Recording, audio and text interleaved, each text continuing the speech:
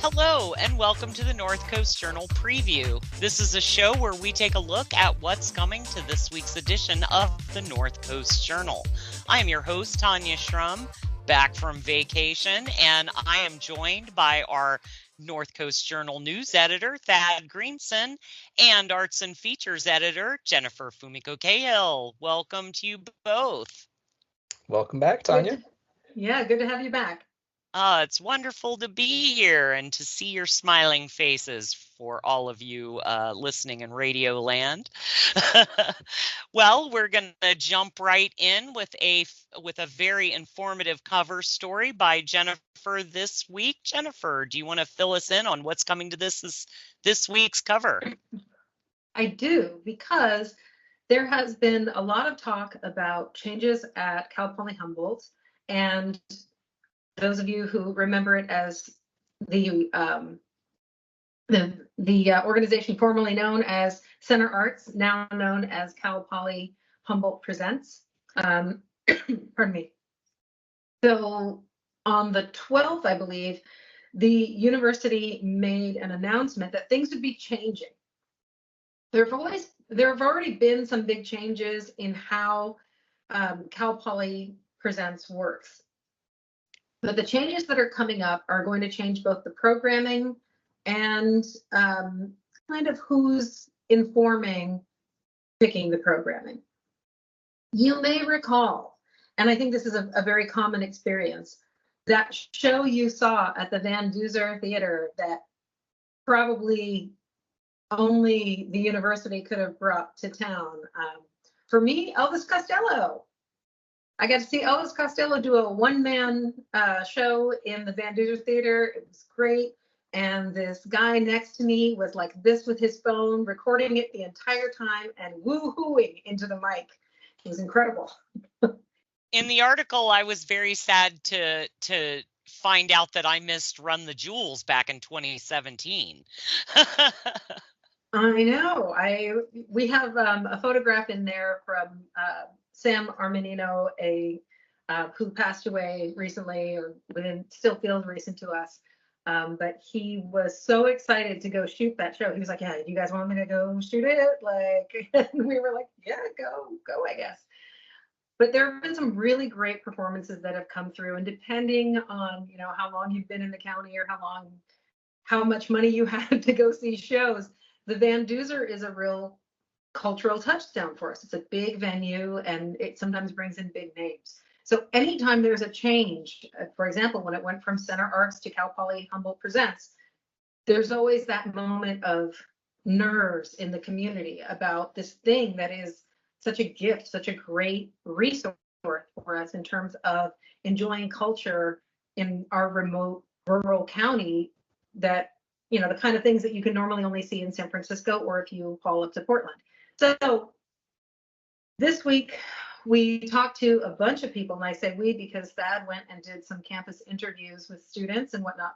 And I mostly talked to faculty and folks in the administration and folks in the community about what these changes are going to be. So first, it's kind of a crazy morass of funding. As Center Arts, and that started in 1980, and that morphed in 2021, Cal Poly Humboldt Presents. And mostly that was about what auspices they were under. It went from being from a student, not the student union, it went into being a stateside. The money came from the state, not from the student union. So once it's from the state, we have a different mission. The mission used to be, this is for students and community benefit. Now it is under a mission that is, this is for student benefit, and it has to be self-sustaining. It used to be that funding for Center Arts came from the bookstore, ticket sales, dining services, But things have changed. The bookstore is no longer done in-house. It's now outsourced to a corporation. Dining services money goes elsewhere, and now Cal Poly Humboldt Presents, all those shows at the Van Duzer that used to be under Center Arts, has to find a way to fund itself to a certain extent. And it's an interesting transitional year. What they've said in this announcement was that, because that transition happened in 2021. The announcement that came last week or the week before was basically saying that this year is kind of going to be a regrouping year, a year to pull back, and it's going to be somewhat reduced because of the financial crunch. I think the gap that has to be covered by the university, the debt that they're, or not, I shouldn't say, pardon me, the gap that has to be covered by the university, they've got a deficit of something like 13 million? It's the projected that they're going to have to make 13 million in cuts for the coming academic year, followed by a combined 13 million over the following 2 academic years. So a total of 26 million over the next 3 years. Every time I see it, I feel like it's wrong. How can that be? It's a massive amount of money. And when it comes to what it costs to put on these shows, they're going to have to scale back for a bit, and they're going to have to shift gears to, at least they're planning to shift gears toward more student-focused programming. What does more student-focused programming mean? It's a little tough to define exactly, partly because it's hard to define what students are interested in, right? And then once you've got an idea of, if you took a survey of what students like, what they would like to see, that's not necessarily the same thing as what benefits students, because maybe there's a bunch of new stuff that they haven't even heard of. When I spoke to the folks at the public relations people at Cal Poly Humboldt, Eileen Yu was telling me that, this is a matter of trying to refocus what they're going to be showing, and they're going to have a committee.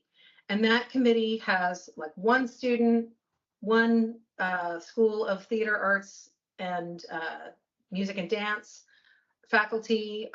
It has a gentleman named Kevin Sharkey, who runs the Eureka Chamber Music Series, and Julie Fulkerson, who runs the TBAM, or she's one of the producers of the TBAM Music Festival.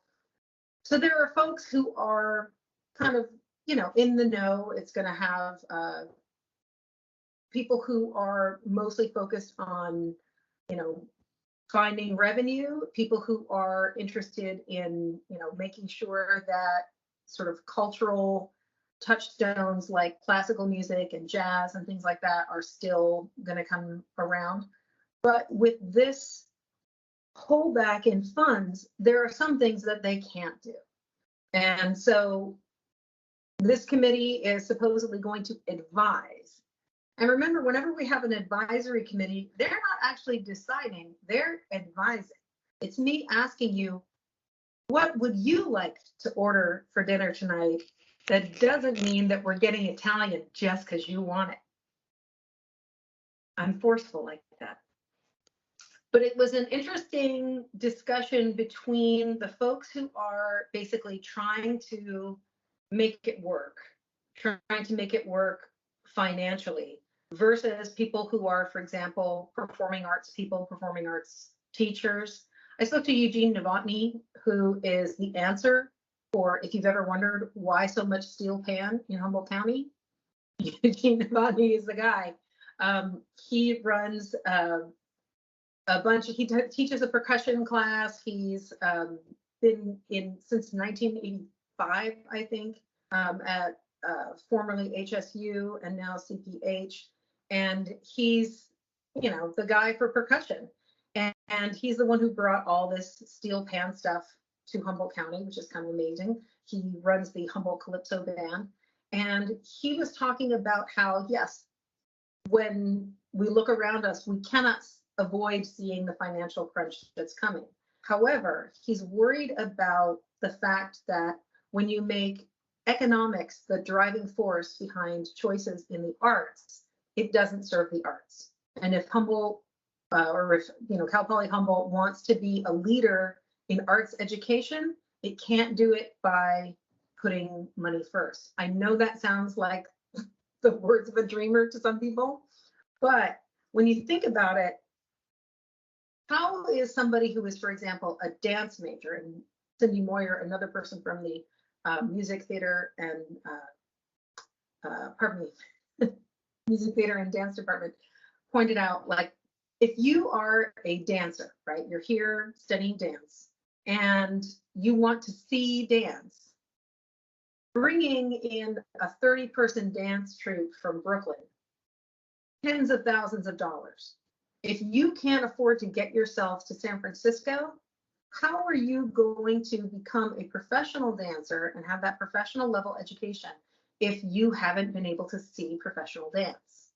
It's a tough one. She points out that, we have local organizations like Redwood Jazz Alliance that bring really great smaller acts to the area, but those big orchestras, if you're a music major, how are you not seeing big orchestras as part of your education? And it's been brought up by a number of people that, in fact, the Center Arts and Cal Poly Humboldt Presents have been over the years used to recruit people to say, yeah, you're in remote Humboldt, but they've got this thing. It's like being in San Francisco. You can see Shakespeare plays. You can see all this stuff here. That's part of how y'all got me. Listen, I was sold with the goods. But losing that, if it is indeed lost, because that hasn't been decided yet, having, at least a reduced season is a temporary thing right now. Hopefully just a year while they figure out what to do. But changing how we make these choices changes the lure of Humboldt County for students, for faculty, for other folks in professions who maybe were thinking about going somewhere more metropolitan. It changes, an impact on the community in terms of our engagement with the arts and our engagement with the university. And it changes, the education that students get. So it's interesting to look at that and to look at, if you take a look at the story, you'll see where the dollars line up in terms of what it costs to put on a show, how much had to be subsidized, and what people think is worth subsidizing. So it's been an interesting look, and I encourage everybody to take a look at it before they panic or before they relax, because some changes are going to be coming to the kinds of performances that we see locally. And it's going to change, I think, how the feel of the Cal Poly Humboldt Presents presence in our community is. Well, thank you for that reporting, Jennifer. I know when we discussed the budget cuts a couple of weeks ago, I was afraid that the arts would be in the crosshairs first and foremost. And it sounds like that's exactly what could be occurring. I mean, they always are. They always are. Absolutely. Absolutely. It is unfortunate. And with the shift from a liberal arts college into a more Cal Poly situation, it's also not surprising. Yeah. But before we shift over to kind of a heavy news story with Thad, I know you have a quick announcement to make. Yes, I just want to make Thad blush. Camera pan to Thad's pink face, because he was recently the recipient of this year's Ray of Sunshine Award, because he's such a ray of sunshine. No, really, for his reporting, actually. As news editor of the North Coast Journal, he received an award from Access Humboldt, that ran a Sunshine Week event with a panel discussion and a bunch of other events. But he was given an award for his work and its impact on our community. So high five, Thad. High five. High 10. And congratulations to Thad. Well, Thad, what news story do you have that's impacting our local community this week? Yeah, Tanya, so this week we have another story about continued kind of local fallout from decisions made at the federal level. And so we have a story from Nancy Marie Spears, who's a reporter for The Imprint, which is a nonpartisan nonprofit reporting outfit focused on child welfare issues nationally. And they have a story about kind of the ongoing purge of government websites from branches of the federal government, and as a part of that, thousands and thousands of pages have been removed, and it's unclear exactly why. Although it's generally believed to be a part of this effort to purge diversity, equity, and inclusion content from federal web pages as a part of a Trump executive order. But one of these pages that came down was the Not Invisible Acts Commission report on the missing and murdered Indigenous persons crisis. And so this was a report some folks might remember. We reported on it back at the time that in 2020, Congress passed the Not Invisible Act, which was actually signed into law by then President Trump.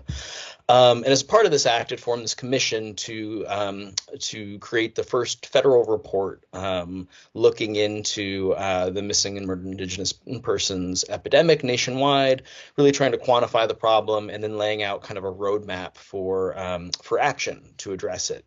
And this report was considered tremendously important in indigenous communities because it's an issue that had been in some instances looked at local levels, but it had never nobody had ever taken kind of a nationwide eye to it. And so obviously, the removal of this report in of itself is troubling. And as somebody quoted in the article, Kristen Welch, who's the founder and director of the Wisconsin's Walking Women Healing Institute, basically said that if this report has been removed, this report laid out kind of a blueprint for a decade of action on this issue. What faith can folks have that the administration is going to follow through on any of the action plan and any of this roadmap? So certainly disheartening, and again, there's no real reason has been given for why this report specifically was removed. It's another unfortunate side effect of this whole movement to remove the woke from government, and especially when this is something that back when during his first term he actually, took seriously. Yeah, and I think there's some hope that this webpage, including many others, were removed based on keyword searches or things like that, algorithms, without somebody actually looking at them and asking the question of does this belong, or should this be subject to the president's order? I think there's also a reason for some skepticism about this report going back up. It does inherently, address Native people as different and prioritizes, calls for a greater prioritization to be put on their cases. One might say, I think with very good reason, that that's because of disparate outcomes. The Sovereign Body Institute locally created kind of one of the first reports of its kind looking at this issue just in Northern California, and found that while the clearance rate for your average murder case is about 60%, that falls to less than 10%. I think it was about 9% for cases of murder involving Native victims. So it's clear we've seen hugely disparate outcomes, and there's a myriad of reasons for that. But to wipe that away and say that the approach to addressing this crisis needs to be the same as the approach for addressing all missing people or all murdered people, would be, woefully uninformed. It's just unfortunate, and I hope that folks read this article and continue to put pressure on our officials and do the best we can to make our voices heard, that this is unacceptable to just cast these aside for the next 4 years. Yeah, I would say that there would be an opportunity cost in just shelving this thing for until the next administration, or until whatever administration tries to bring it back. This was an effort to really take a long overdue systemic approach to addressing something that has been festering with just really dramatic impacts to families and communities.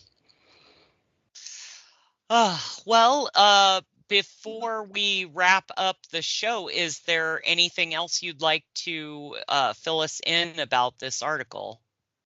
I would just encourage everybody to check it out, and really, if folks are new to the issue, looking at some of our back coverage of MMIP issue in Humboldt and in Northern California, There's a lot there, and it's an important issue that needs as much attention as it can get. Absolutely. And I know based on things that I've read, this is a Northern American problem. Apparently, this is also definitely an issue in Canada as well. Absolutely. Yep. All right. Well, it looks like our producer says we have a little bit of extra time. So, Jennifer, take it away. Yeah, I have a couple of things that I want to share. One thing being that this week we also have a great personal essay from Paul DeMarc. Have you seen Paul DeMarc? Have you seen his twin brother? I honestly love a twin story. None of them is the evil twin, which is unfortunate. But Paul DeMarc plays in a number of bands around town. So if you look in the paper and you see this handsome fellow behind the drums in the photograph, you've probably seen him play somewhere, playing country music or something along those lines. And he wrote a really great story about drumming in bands in Humboldt County for 50 years. Also, I have heard, and he says that it's a typical amount. If you get paid to play a gig these days, it's $50. It was $50 in 1975 too, so maybe we need to adjust that. But he tells some great stories, including one about a brawl that broke out in a Rio Del bar, and his bandmate just telling him, "Just keep playing. It'll be worse if you stop."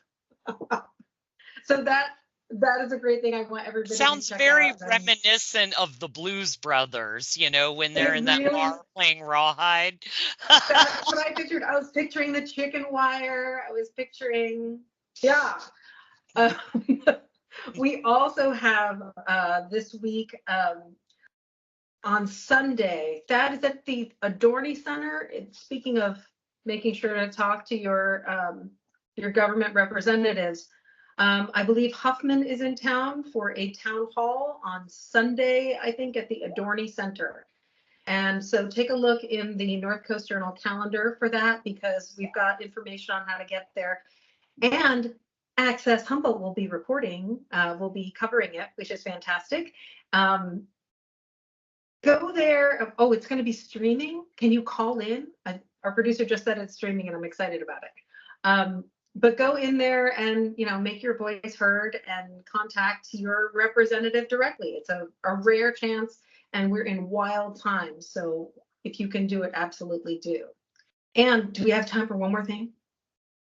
One more, maybe? Okay. So I have to tell you that also this week in the set list, our beloved Colin Yo has some really great gigs, including he has Chris Domhorst is going to be playing on April 1st.